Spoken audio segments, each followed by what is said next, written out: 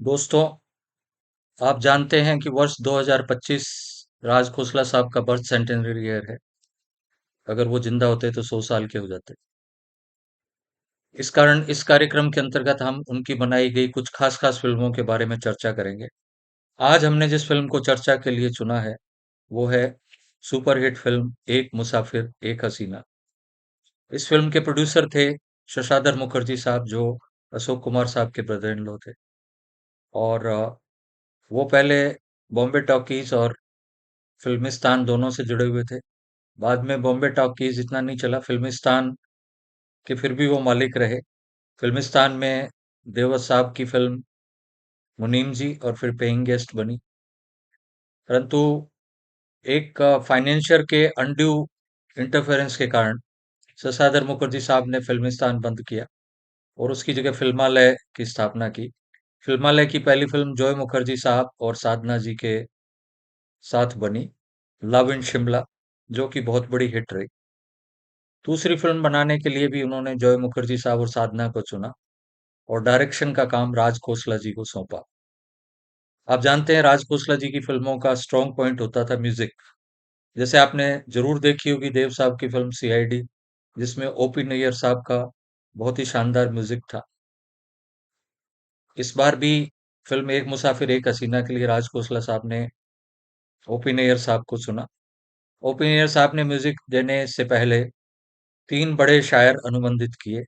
ये थे राजा मेहंदी अली खान साहब, एस बिहारी साहब, सलमान रिजवी साहब। इन तीनों शायरों ने एक से एक बढ़कर गाने एक मुसाफिर एक हसीना के लिए लिखे, जिनको मधुर धुनों में बांधा ओपी नैयर साहब ने। संगीत बहुत ही स्ट्रॉन्ग पॉइंट है एक मुसाफिर एक हसीना को। आपको जब भी अवसर मिले इसके गाने आप जरूर सुनिए।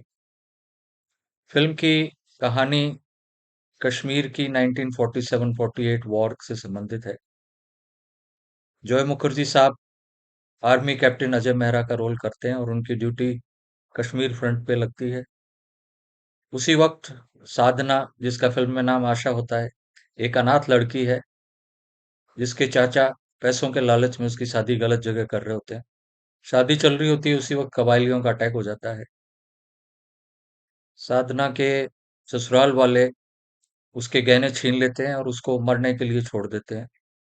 कबायली साधना पर आक्रमण करें इससे पहले कैप्टन अजय मेहरा यानी कि जॉय मुखर्जी साहब आ जाते हैं और वो साधना को कबायलियों से बचाते हैं। पर उस प्रोसेस में वो खुद घायल हो जाते हैं और उनकी याददाश्त चली जाती है। अब स्थिति ये है कि जॉय मुखर्जी साहब को पुरानी जिंदगी बिल्कुल याद नहीं है। वो सिर्फ साधना को ही पहचानते हैं, तो साधना की जिम्मेदारी हो जाती है कि वो जॉय मुखर्जी की देखभाल करे और दोनों में नजदीकियां भी बढ़ जाती है। कुछ समय बाद जब लड़ाई खत्म होती है तो साधना अपने घर जाती है। वहां उसके ससुराल वाले उसको फिर शादी को पूरा करके घर ले जाने की कोशिश करते हैं, परंतु साधना अपने रिश्तेदारों को वो बात बता देती है कि उसके ससुराल वालों ने उससे गहने छीन लिए थे और उसको मरने के लिए कबालियों के आगे छोड़ दिया। तो इस बात पे फिर शादी नहीं हो पाती है। अब जॉय मुखर्जी साहब सोचते हैं कि मैं अपनी पिछली जिंदगी के बारे में मालूम करूं। उन्हें अपनी शर्ट पे एक लेबल मिलता है जो बॉम्बे की एक ड्राई क्लीन फर्म का होता है। इससे उनको लगता है कि वो पिछली जिंदगी में बॉम्बे में थे। तो वो बॉम्बे पहुंचते हैं। वहां पहुंचते ही वो देखते हैं कि एक बैंक को डाकू लूट रहे हैं। उन डाकुओं को पकड़ने की कोशिश करते हैं, उस कोशिश में वो फिर घायल हो जाते हैं और सिर के बल गिर जाते हैं। और गिरने का असर ये होता है कि उनको याददाश्त लौट तो आती है, पर 6 महीने जब वो कश्मीर फ्रंट में थे तब क्या हुआ वो उनको बिल्कुल याद नहीं। यानी जब उनकी पोस्टिंग हुई थी अक्टूबर में कश्मीर फ्रंट में, और अब मार्च अप्रैल 48 का महीना आ गया है, इसमें इस बीच 6 महीनों में क्या हुआ वो बिल्कुल भूल चुके हैं। साधना को भी भूल चुके हैं। इधर जो डाकू है, जिसको जॉय मुखर्जी साहब ने देख लिया था चोरी करते हुए, वो कोशिश करता है कि जॉय मुखर्जी साहब को मार दिया जाए। साथ ही उनके रिश्तेदार भी हैं, चचेरे भाई, जिनको अगर जॉय मुखर्जी साहब नहीं रहते हैं तो सारी जायदाद उनको मिल जाती है। तो उनका भी इंटरेस्ट ये हो जाता है कि वो जॉय मुखर्जी साहब को खत्म करें। और इस काम को अंजाम देने के लिए वो एक औरत को उनकी नकली पत्नी बनाकर भेजते हैं, जिससे कि मौका मिलने पर वो उनका खात्मा कर सके।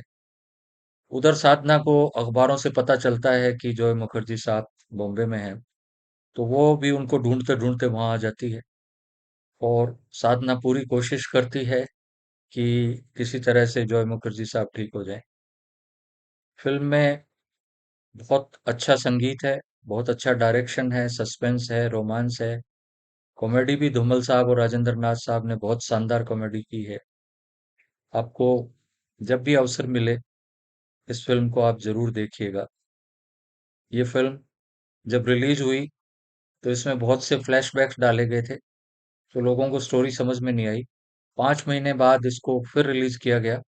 इसके सारे फ्लैशबैक्स हटा दिए गए, वो बिल्कुल सीधी सीधी कहानी बताई गई। तो उसके बाद ये फिल्म सुपर हिट साबित हुई। उस साल की प्रथम 2 या 3 कमर्शियल अर्नर में इस फिल्म का नाम आया। इसके साथ ही जॉय मुखर्जी और साधना की जोड़ी भी बहुत हिट हो गई। और साधना साहब का की तो अंडरस्टैंडिंग राज खोसला साहब के साथ इतनी अच्छी रही। एक डायरेक्टर और हीरोइन का जो कॉम्बिनेशन था वो बहुत ही शानदार रहा। आगे चल के राज खोसला साहब ने 3 फिल्मों में साधना जी के साथ काम किया। वो कौन थी? मेरा साया और अनीता। उधर जॉय मुखर्जी साहब भी बहुत बड़े हीरो बन गए। उन्होंने भी लव इन टोक्यो, जिद्दी जैसी बहुत सी हिट फिल्म दी। तो दोस्तों, अगले एपिसोड में हम राज खोसला साहब की एक और फिल्म की चर्चा करेंगे। तब तक शुक्रिया। Have a great day.